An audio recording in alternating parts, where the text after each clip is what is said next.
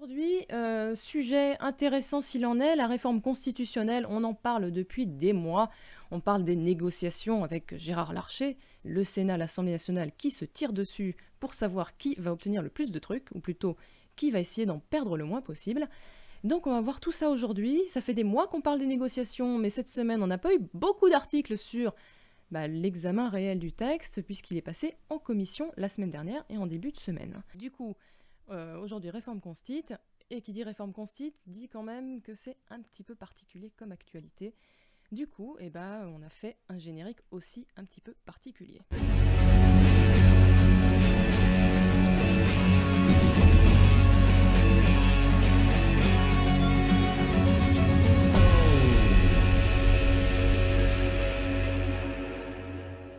En vrai, l'idée d'une réforme constitutionnelle, pour qu'elle passe, il faut les 3/5 du Parlement, c'est-à-dire Assemblée nationale plus Sénat.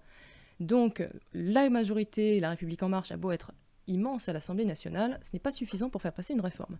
Donc, une réforme constite. Ce qui fait que Emmanuel Macron et Édouard Philippe ont dû négocier depuis des mois avec Gérard Larcher pour que la droite, qui elle est majoritaire au Sénat, accepte cette réforme constitutionnelle. Donc cette réforme constitutionnelle, il y a quoi dedans ? Il y a, en gros, alors le titre exact, c'est pour une démocratie plus représentative, responsable et efficace. Voilà, c'est les objectifs. Représentative, responsable, efficace. Trois objectifs clairs. Réforme de nos institutions, réforme de la procédure parlementaire, réforme judiciaire un petit peu. Il y a de tout dans ce texte. On a en fait, en vrai, un article sur la reconnaissance d'un statut particulier pour la Corse. On a le fait d'inscrire plus profondément l'environnement dans notre Constitution. On a eu un amendement de suppression du mot race à l'article 1er de notre Constitution. Là, on a sur la procédure parlementaire, sur le droit d'amendement, c'est ce qu'on va voir plus particulièrement, vu que je vais traiter plus l'actualité de l'Assemblée nationale, et ce que ça va changer sur les pratiques à l'Assemblée et au Sénat. On a aussi la suppression de la Cour de justice de la République, la fin des places de droit des anciens présidents de la République dans le Conseil constitutionnel, la modification du CESE. Tout le monde a envie de le supprimer, mais bon, on essaie de le modifier un petit peu pour faire croire que ça sert encore à quelque chose. Donc bref, ça c'était un avis personnel, je précise pour ceux qui nous rejoignent. Parfois je balance des petits taquets comme ça, un peu gratuits, mais au moins vous savez que on a envie de se marrer un petit peu quand même. Donc il y avait un peu à boire et à manger dans ce texte. On a aussi les prochains textes qui arrivent, c'est 3 projets de loi. On a projet de loi constitutionnel, qui est débattu en ce moment et dont on va parler. Projet de loi ordinaire, projet de loi organique, c'est pas les mêmes mesures qui sont dedans, donc on a 3 textes. Réforme constitutionnelle en ce moment, à proprement parler. Les 2 autres textes arriveront à l'automne à l'Assemblée nationale. Et dedans, il y aura notamment le passage à une partie de proportionnelle pour l'élection des députés à l'Assemblée nationale, la diminution du nombre de parlementaires, moins 1/3 a priori. Donc voilà, il y a d'autres dispositions qui vont arriver, on continuera bien évidemment d'en parler. Mais là, pour le moment, c'était le projet de loi constitutionnel. Justement, ce qui est très amusant sur l'article 3, c'est qu'on a eu un petit coup de tonnerre à l'Assemblée. En tout cas, ça a bien fait rire tout le monde. L'article 3, quant à lui, alors je précise, je me suis vraiment intéressée au Parlement, à l'Assemblée nationale, c'est-à-dire en fait aux articles qui ont une importance cruciale par rapport au travail de l'Assemblée nationale et de nos députés. Pour le coup, on parlait de l'objectivité, j'ai fait un choix de vous montrer ces articles-là. Après, les débats durent des heures. Enfin, vraiment, ça a été non-stop. L'article 3, il est intéressant. Pourquoi ? Pour une raison toute bête. Alors, attendez un instant, je m'y perds. L'article 3, c'est une réécriture des articles 40 et 41, qui sont de la Constitution, je précise. Ce sont des articles qui indiquent les irrecevabilités pour les amendements. Qu'est-ce que c'est l'irrecevabilité, Valentine ? L'irrecevabilité, c'est quand vos amendements, quand vous êtes parlementaire, vous faites des amendements, c'est-à-dire que vous allez modifier des textes, projets de loi ou propositions de loi, et donc vous les modifiez, vous changez une virgule, admettons, c'est un amendement, vous avez le changement de virgule, et pourquoi vous voulez changer la virgule ? Donc c'est tout simple. Il y a 2 types d'irrecevabilité, c'est-à-dire 2 cas de figure dans lesquels vos amendements sont blackboulés directement sans même être examinés.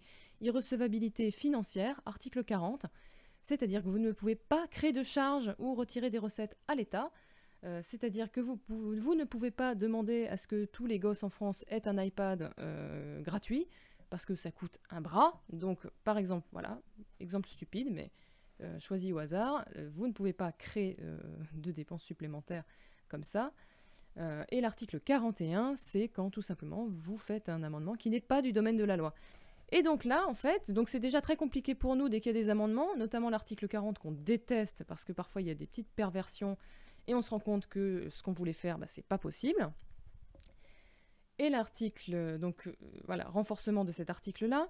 Article 41, lui, c'est relatif, le gouvernement veut faire passer l'idée que seront irrecevables directement les amendements sans portée normative, c'est-à-dire quand vous faites une demande de rapport, et ça on va en reparler dans la vidéo, et les amendements qui sont des cavaliers législatifs. Les cavaliers, c'est quand vous avez un amendement qui est totalement hors sujet, ou plus ou moins hors sujet, voilà, qui a un lien parfois indirect avec le texte, et on considère que cet amendement-là se sert en fait du texte comme d'une monture pour avancer. Bon, parfois ça passe, parfois ça ne passe pas. C'est toujours un petit peu compliqué parce qu'il n'y a pas de règles écrites précises sur c'est quoi un cavalier. C'est un peu du choix de l'administration. C'est un petit peu voilà, l'examen de l'administration. Donc, l'idée, c'est que de renforcer ces deux articles-là, 40 et 41, pour les parlementaires comme pour le gouvernement, qui a le droit de déposer des amendements, bien sûr, pour faire en sorte qu'on ait moins d'amendements à la con, qu'on perde moins de temps, qu'on soit donc plus efficace. Voilà, comme le dit le titre de ce projet de loi. L'article 3 de ce projet de loi indique donc que on va un petit peu resserrer la vis par rapport au droit d'amendement. Ce matin. Et là, c'est Philippe Gosselin, LR, qui préside la séance. Arrivons donc à l'article 3. Dans le cadre de ce projet de loi constitutionnelle sur une démocratie plus représentative, responsable et efficace. Pour vous situer en quelques mots, l'article 3, il concerne l'extension des irrecevabilités des propositions de loi ou des amendements. Voilà, comme ça vous aurez pour brocher le tout l'intitulé ou le contenu. Je vous propose de commencer par le CL20, donc qui ne sera pas défendu, le CL35 qui n'est pas défendu. Un article non défendu, pour ceux qui ne savent pas, un amendement non défendu, c'est quand vous avez déposé un amendement et que vous n'êtes pas présent en réunion de commission ou en séance. Et bien dans ce cas-là, il n'est non défendu, il n'est même pas examiné en fait. L'idée c'est que, c'est pour ça qu'on récupère parfois des co-signataires, pour que l'un d'entre eux puisse le défendre. Donc quand on dit non défendu, vous avez beau avoir travaillé comme un malade, si vous n'êtes pas présent à ce moment-là, ça dégage. C'est tout simple. Le CL104 qui n'est pas défendu, le 146 non défendu, le 214, monsieur Viala. Merci Monsieur le Président. Donc il s'agit d'un amendement de suppression de l'article 3. Cet article, donc je le rappelle, réécrit l'article 41 de la Constitution en étendant l'irrecevabilité aux amendements sans portée normative et sans lien direct avec le texte. Il touche donc au droit constitutionnalisé d'amendement mentionné à l'article 44 de la Constitution et lors de la révision constitutionnelle de 2008, ce droit avait même été renforcé puisque l'article 41 avait été modifié en précisant qu'il n'y avait pas de préjudice de l'application des articles 40 et 41. Donc nous demandons à ce que cet article soit tout simplement supprimé. L'article 3 du PJL crée donc deux irrecevabilités systématiques à l'article 41 de la Constitution.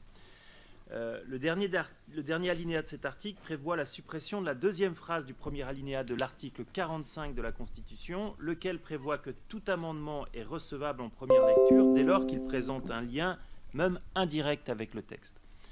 Or, nous considérons que limiter le droit d'amendement aux seuls amendements ayant un lien direct avec le texte est une restriction disproportionnée.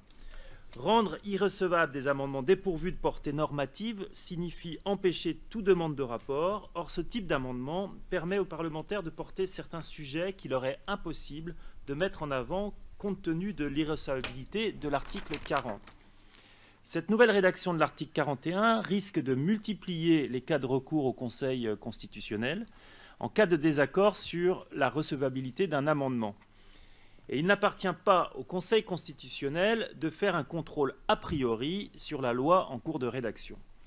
Dès lors, le présent amendement vise à supprimer le présent article le présent article, l'article 41 de la Constitution permet déjà au gouvernement ou au président des assemblées de vérifier la recevabilité des amendements.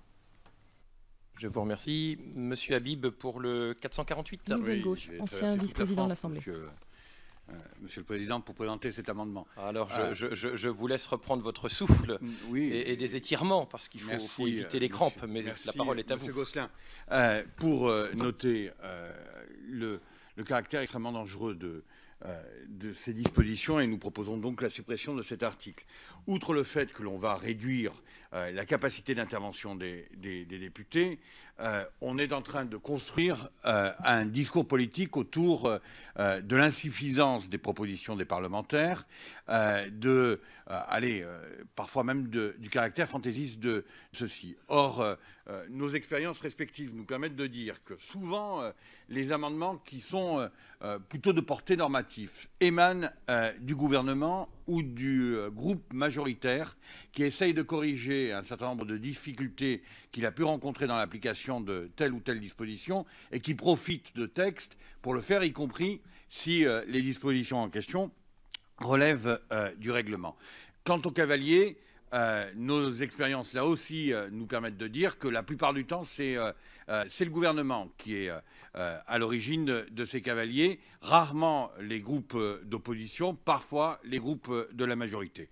Il y a possibilité de lutter contre ces dérives par la pratique du contrôle a posteriori. Là, vous instituez un contrôle a priori, c'est une amputation grave du droit d'amender que connaissent les députés. Je vous remercie, mon cher collègue.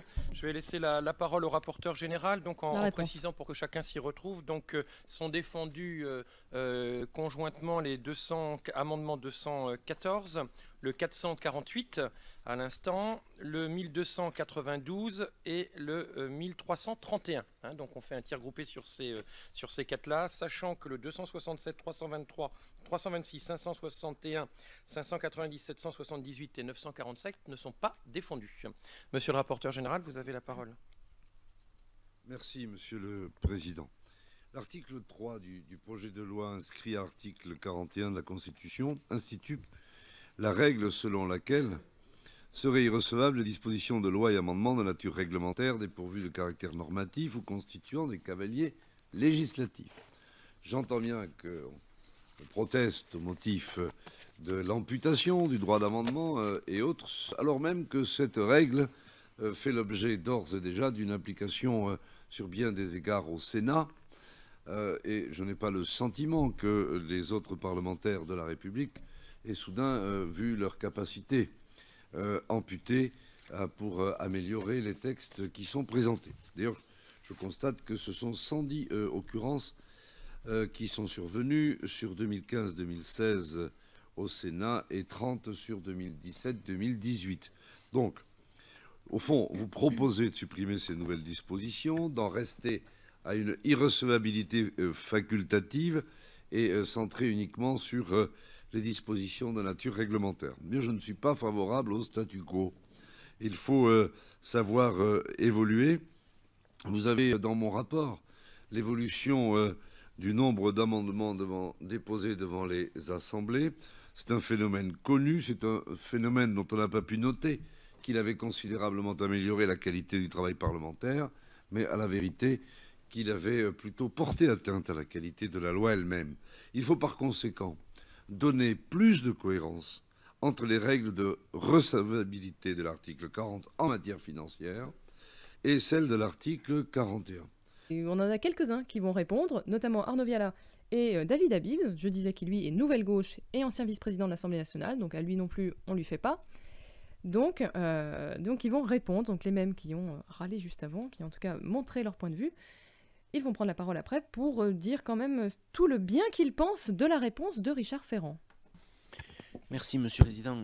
Monsieur le rapporteur général, votre réponse n'embrasse pas complètement les remarques que nous avons faites. Et je veux prendre pour exemple les projets de loi gouvernementaux récents qui ont conduit à des quantités d'amendements. Certains ont été exclus des discussions au motif qu'ils étaient des cavaliers. Or, quand on y regarde de près, qu'on travaille sur ces textes, on se rend compte que c'est le fait que les projets de loi gouvernementaux sont eux-mêmes, excusez-moi l'expression, mais des fourre-tout qui balayent une quantité de sujets, qui conduisent ensuite les discussions et donc les parlementaires par voie d'amendement à, bien entendu, faire des propositions qui ne sont pas exactement dans ce qu'on peut appeler le cœur de cible. Donc ça va poser la question de l'appréciation sur ce qui est recevable et ce qui ne l'est pas. Et en cela, on va considérablement amoindrir la capacité d'initiative et de participation à la fabrique de la loi des parlementaires, et donc on va écorner la démocratie. Je vous remercie, Monsieur le Président. Oui, d'abord pour noter, Monsieur le rapporteur général, que la formule « je ne suis pas favorable au statu quo », quand elle est toujours dans le même sens, elle perd complètement de sa portée. Vous n'êtes pas favorable, tout simplement, au renforcement du rôle d'initiative des parlementaires. Je préfère que les choses soient dites comme cela. Et votre objectif est effectivement de réduire la capacité de travail d'initiative des parlementaires. Deuxièmement, et je rejoins tout à fait ce qui vient d'être dit, la qualité du travail gouvernemental. Nous la connaissons.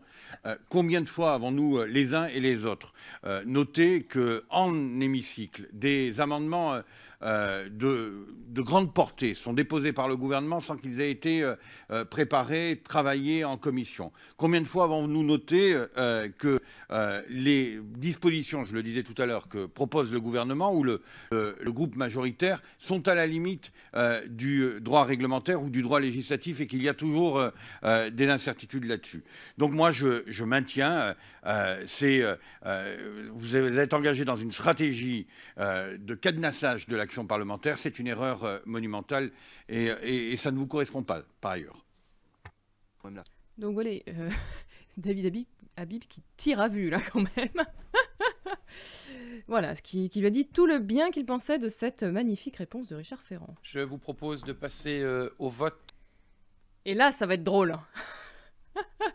Ce qui va être très amusant sur cet article 3, je vous disais juste à l'instant que Richard Ferrand, son rôle est de défendre ce texte et de faire en sorte que les amendements de suppression dont on est en train de débattre là ne passent pas. Et bien, ce qui est amusant, vous allez voir tout simplement une bonne petite surprise des familles. Donc sur cette série d'amendements 214, 448, 1292, 1331, qui est pour... Alors, 1, 2, 3, 4, 5, 6, nous sommes bien d'accord, 6, qui est contre 1, 2, 3, 4, 5, 6, 7,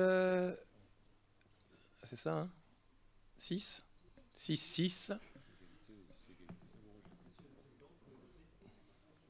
Écoutez, je vais être fidèle à la tradition de mes prédécesseurs hier et avant-hier qui ont voté. Je voterai donc, je suis pour. Tous les membres de la commission ont bien voté? Oui. Alors 7 contre l'amendement est adopté.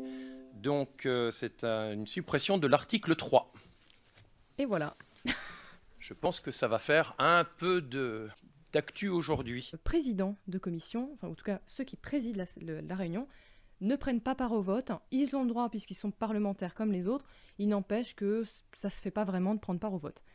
Or, les vice-présidents et présidents de la majorité qui se sont relayés depuis le début de la semaine à ce moment-là, eh bien tout simplement, ont pris part à plusieurs votes pour faire passer certaines dispositions, pour rejeter certains amendements. Donc, Gosselin, qui d'habitude se tient plutôt correctement, on va dire, n'a pas manqué l'occasion de pouvoir faire ce beau pied de nez à la majorité. Donc on se retrouve avec les amendements de suppression de l'article 3 qui ont été adoptés en commission. Yay! Donc on a tous bien rigolé, les oppositions se sont bien marrées.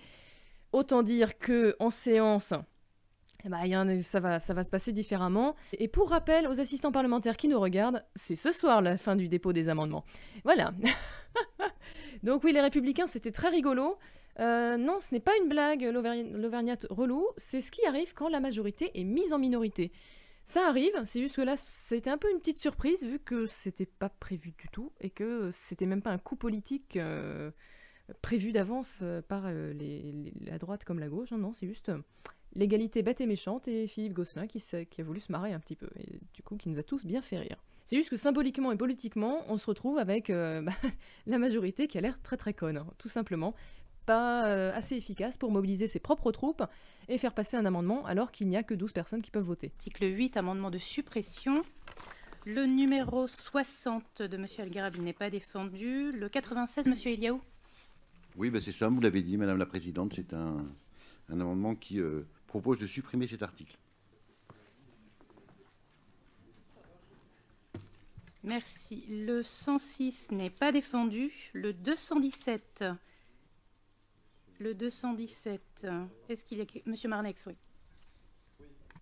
Merci, Madame la Présidente. Député LR. Avec cet article 8, on touche quand même à un des points qui, objectivement, quels que soient les efforts que fera Sacha Houlié pour essayer de nous prouver le contraire, ou proclamer le contraire, je ne sais pas s'il cherche à prouver quoi que ce soit, on est vraiment dans la régression, puisque vous revenez sur une des avancées majeures de la réforme constitutionnelle proposée par le président Nicolas Sarkozy en 2008, qui avait permis un véritable partage équitable de l'ordre du jour du temps parlementaire entre le gouvernement et l'Assemblée, avec 2 semaines réservées au temps gouvernemental, 1 semaine aux initiatives parlementaires et 1 semaine de contrôle parlementaire. Bon. Vous rajoutez un droit de préemption supplémentaire. Vous élargissez considérablement le champ des textes qui peuvent être inscrits de manière prioritaire par le gouvernement, en plus de ces 2 semaines, à tel point d'ailleurs que le Conseil d'État, qui est très sévère dans son avis sur ces dispositions, qui note, qui ne peut que constater la régression que vous proposez en termes de droits parlementaires, de temps consacré au Parlement, se demande à quoi ça sert de distinguer encore des semaines de contrôle ou des semaines d'initiative. Donc vraiment, c'est une disposition que nous regrettons profondément, et je ne vois pas comment la qualifier autrement que comme une mesure d'atteinte au Parlement. Allez, je précise d'autant plus inutile que je rappelle quand même que ce que nous examinons ici, dans cette Assemblée, c'est 9 fois sur 10, dans 90% des cas, ce sont des textes d'origine gouvernementale. Cette espèce de logorée législative qu'on reproche de manière si injuste aux parlementaires, les parlementaires n'y sont pour rien, c'est déjà le fait de l'initiative gouvernementale, et pour être tout à fait juste et honnête, ce n'est pas le propre de ce gouvernement, mais c'est une tentation à laquelle tous les gouvernements ont succombé. Je crois qu'aujourd'hui, la priorité, ça ne devrait plus être la rationalisation du Parlement. Il n'y a plus rien à rationaliser au Parlement. Je crois qu'on a atteint l'âge de raison. En revanche, il serait temps de rationaliser la technostructure qui nous gouverne et qui inspire les gouvernements successifs. 771, Madame Autain.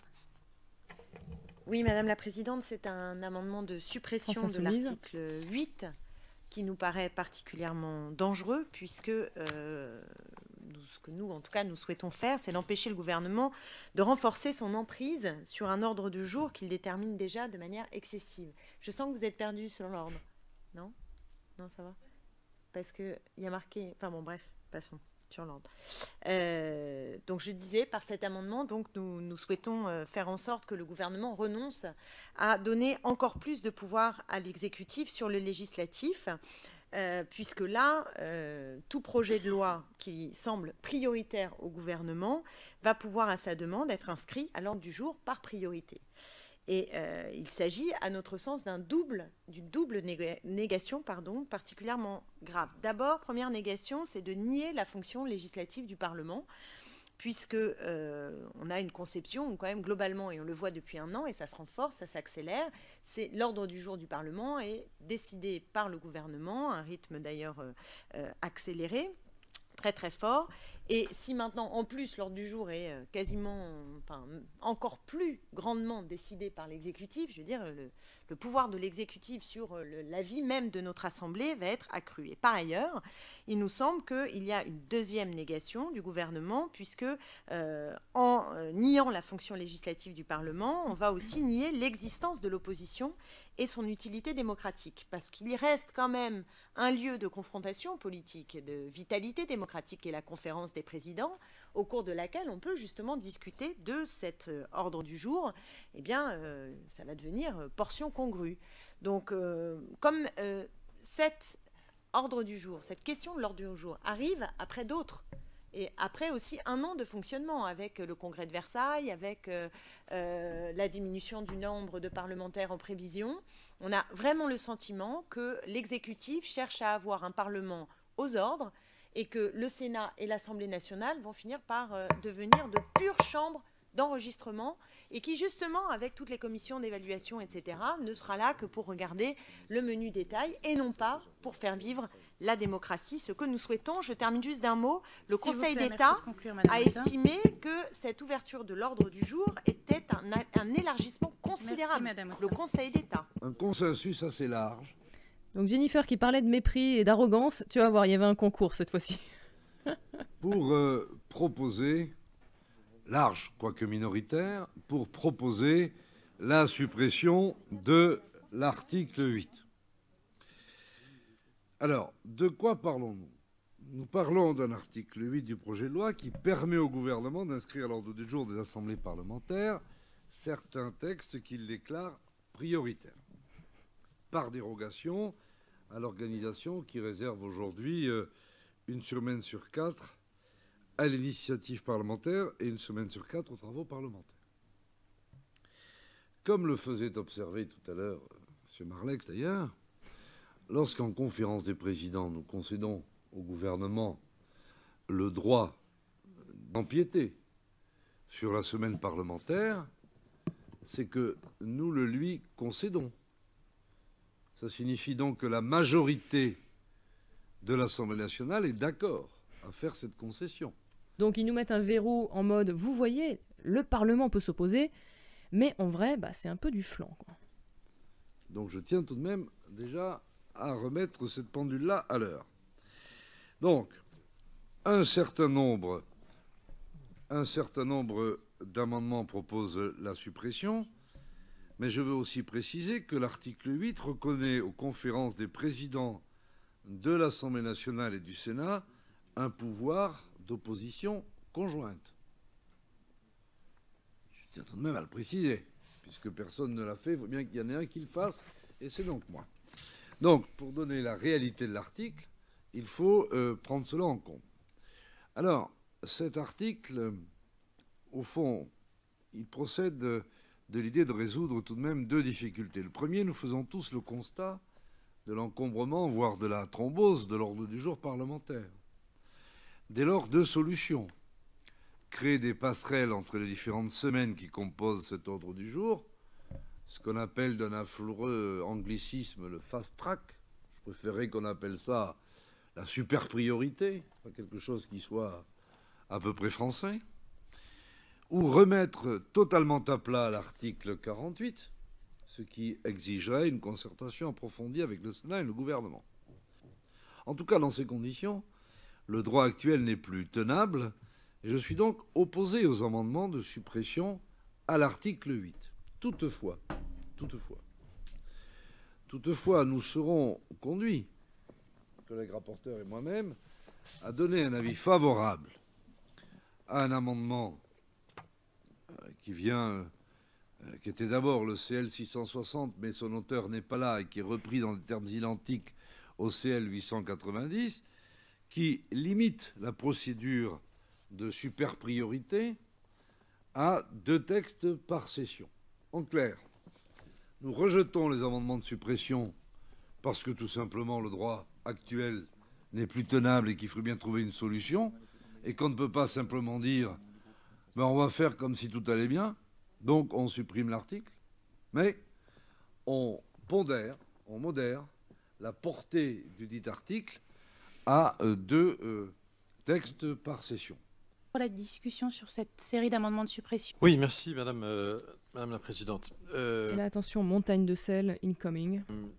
D'abord, je n'ai pas bien compris l'argument de Monsieur le rapporteur général nous disant que la situation n'était plus tenable. Bon, la situation n'est pas tenue, effectivement, elle n'a pas été respectée. Si, Mais c'est justement là toute la différence, et vous l'avez rappelé vous-même. Aujourd'hui, elle n'est pas tenable, mais la conférence des présidents peut permettre effectivement à la majorité de se sacrifier. Mais c'est une immense différence que ce soit le Parlement, la majorité qui fasse ce cadeau, qui concède au gouvernement, à l'exécutif, parce qu'on partage cette vision commune d'une nécessité d'urgence, et le droit jupitérien qui viendrait s'appliquer parce que c'est inscrit dans la Constitution. Ça n'a rien à voir. J'ai connu, M. Ferrand, une époque où des présidents de groupe majoritaires plaidaient pour la coproduction et savaient s'opposer au gouvernement sur ce qu'ils trouvaient des textes mal aboutis, mal ficelés, perfectibles. J'ai connu une époque où le président de l'Assemblée nationale était capable de faire preuve d'autorité face à la majorité. La majorité aussi peut être utile, peut éclairer le gouvernement. La majorité n'est pas simplement le cabinet d'audit de la Startup Nation. Voilà. C'est un peu l'impression, j'ai l'impression que c'est à ça que vous nous réduisez. C'est regrettable, c'est la qualité du travail parlementaire qui s'en ressentira. Et je note le geste de repentance que vous faites en proposant de limiter ce droit de préemption sur le temps parlementaire. Mais pourquoi avoir ouvert ce sujet, c'est regrettable. Je note quand même une difficulté. Vous nous avez dit, Monsieur Marlex, d'abord qu'il y allait avoir une rationalisation par la technostructure. Alors dans ce cas-là, j'imagine que vous apprécierez le plan de CAP 2022 qui vise à dynamiser la fonction publique. Mais par ailleurs, vous nous dites ensuite que le Parlement est un cabinet d'audit. Donc je ne comprends pas très bien où vous voulez en venir parce que vous avez des propos qui sont là-dessus contraires. Et en revanche, vous nous permettrez quand même de ne pas respecter nos grades de bons soldats jupitériens en proposant un allègement profond de cette procédure et en limitant cette pratique à 2 fois par session. C'est l'objet de l'amendement que je présenterai ensuite. Le verrou que vous installez, Monsieur Ferrand, est un... Donc là, on va avoir une prise de parole de... Je vois vos commentaires, ça me fait marrer. De Clémentine Autain, donc la France Insoumise, qui va étonnamment être d'accord avec son collègue Marlex, LR, pour rappel. Et étonnamment, puisqu'on parlait de convergence des luttes, qui va rappeler l'esprit de la dernière révision constitutionnelle de 2008. Malgré un hyper-président, étonnamment, cette réforme-là avait renforcé les pouvoirs du Parlement. Verrou assez formel, parce que comme le caractère prioritaire est extrêmement large dans sa définition, ça touche au social, à l'économique, à l'environnemental, à peu près tout. Et je pense que ça ne donne pas des gages pour que nous n'ayons pas cette inquiétude concrète de voir un Parlement de plus en plus marginalisé et un exécutif ayant pris la main sur tout, ce qui nous inquiète. Et je partage l'inquiétude, je crois, formulée par M. Marlex, vous me dites si j'ai bien compris, qui est aussi que le président de l'Assemblée nationale ne nous semble pas aujourd'hui un acteur qui défend véritablement le pouvoir du Parlement sur le pouvoir exécutif. Donc de Rugy, voilà, qui se prend quelques balles perdues entre-temps, mais bon, ça devient le sport national. Et comme on sait ce qui va se passer au mois de septembre, c'est-à-dire ce dont nous allons parler dans cette commission des lois avec la réduction du nombre de parlementaires, etc., au total, l'addition nous paraît particulièrement salée et particulièrement inquiétante pour l'équilibre des pouvoirs qui avait été remis en cause en 2008, mais positivement pour le Parlement. Donc ce n'est pas un prolongement qu'on est en train de faire, c'est une dégradation par rapport aux avancées de 2008. Voter une disposition, ce ne devient pas un droit jupitérien, chers collègues. Ça devient un droit constitutionnel. Donc ce serait bien de nommer les choses convenablement. Deuxième point, je conçois que certains soient nostalgiques des antagonismes. Cette période glorieuse où le président Copé s'écharpait avec le président Sarkozy. Enfin, ça fait un peu radio-nostalgie. En tout cas, ce n'est pas l'ordre du jour. Nous préférons, nous, l'harmonie, la volonté de porter ensemble un programme politique, une certaine vision des institutions et construire l'antagonisme pour exister soi-même ne procède pas en effet de ceux qui guident notre action. Donc les références antérieures ne nous éclairent pas beaucoup. Vous avez raison, ici ou là, de le souligner. Ensuite, il ne s'agit pas de faire un cadeau au gouvernement. Pourquoi dire cela? Comme s'il y avait un antagonisme, un dominant et un dominé. Le Parlement serait le dominé, le gouvernement le dominant. Ce n'est une lecture, finalement, que purement d'un rapport de force d'hostilité qui est hypothétique. Pour ce qui concerne notre démarche, c'est d'apporter une solution, comme ça a été expliqué également par mon collègue Fesneau, de tempérer un système qui, le collègue Eliaou l'a dit, pourrait en effet être excessif si on le laissait en l'état, et donc on le tempère, donc on apporte une solution et une tempérance. Et la vérité, c'est qu'une majorité, en effet, peut être utile au gouvernement qu'il soutient, et c'est le sentiment que nous avons, les uns et les autres. Je vous confirme notre opposition aux amendements de suppression, et lorsque ça viendra, l'approbation de l'amendement qui arrivera à la suite. Que l'article 8 est resté tel quel. Donc voilà pour ce qui s'est passé. Vous avez vu une ambiance très chaude, très sympathique, avec pas mal de headshots de part et d'autre, et parfois auprès de ceux qui ne sont même pas présents. Donc de Rugy, voilà, qui en a pris pour son grade, qui a dû avoir les tympans éclatés à force d'avoir les oreilles qui sifflent.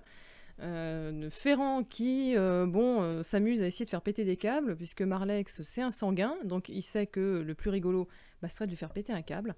Et si le gouvernement veut choisir les textes sur lesquels bossera le Parlement, et qu'il demande au Parlement de voter ça, le Parlement devrait pouvoir refuser de voter contre lui-même. Bien sûr que non, puisque le Parlement, si tu as un texte que tu passes en première lecture à l'Assemblée nationale, en l'occurrence, depuis que l'Assemblée nationale est élue à peine 3-4 semaines après le président, on a une assemblée on a la majorité qui va dans la droite ligne du président.